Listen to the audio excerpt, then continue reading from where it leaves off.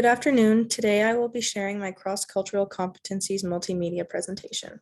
The main question I will be addressing throughout the presentation is, what strategies are necessary to make early learning environments more accepting and sensitive to different cultures?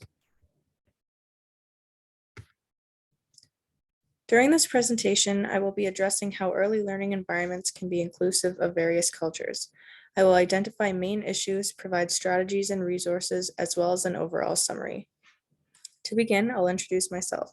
My name is Alyssa and I'm a French Canadian. A few weeks ago, I was inspired by this class to do some research on my family history, so I joined Ancestry. That is something I'm still working on to gain more information about my family background. In the future, I hope to be working with children in the early learning sector and possibly become a primary school teacher. My dream is to work with a diverse group of children or even at a school in a low income and less fortunate area. I think the knowledge from this class, along with future work and research, I will be prepared to work in a situation where I'm required to be culturally competent. Now for identifying issues, I will discuss three. First is children not being taught about other cultures from a young age.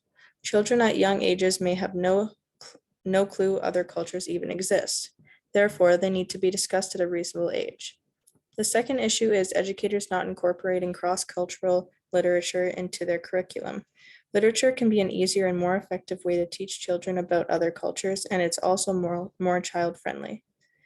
It can also be an easier way for educators to get their point across without being nervous that they are explaining something the wrong way. The third issue is that often only English is used in the classroom. At the beginning of the year, educators can learn more about the children's history and what their first languages are, or the language that they speak at home. When educators label items around the classroom for children, they can label things in multiple languages to be more culturally inclusive. Children who speak these languages are likely to feel more included and know that they are appreciated. Now for strategies and resources. Two strategies I believe can be helpful are teachers and educators recognizing their own biases, as well as taking cultural awareness workshops. Both will help educators relate better with the children and have a deeper understanding of the various cultures in the programs. A resource I found online is called Mask, which is an Ottawa-based organization that offers art and culture experiences to children, parents, and even educators. They come together and educate them about the history of various cultures and intrigue them with art programs.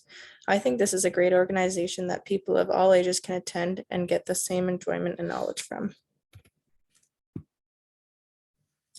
In conclusion, I think these are a few things to remember. If you're not already culturally competent, it's important to know that it will take time and not to rush through it. Most of it will come from experiences. Next is to respect all individuals, and finally, to recognize our own biases, because that's the best way to begin. Thank you for listening to my presentation. And here are the resources I used, and the Mask link is at the bottom if you want to learn more about that organization. Thank you.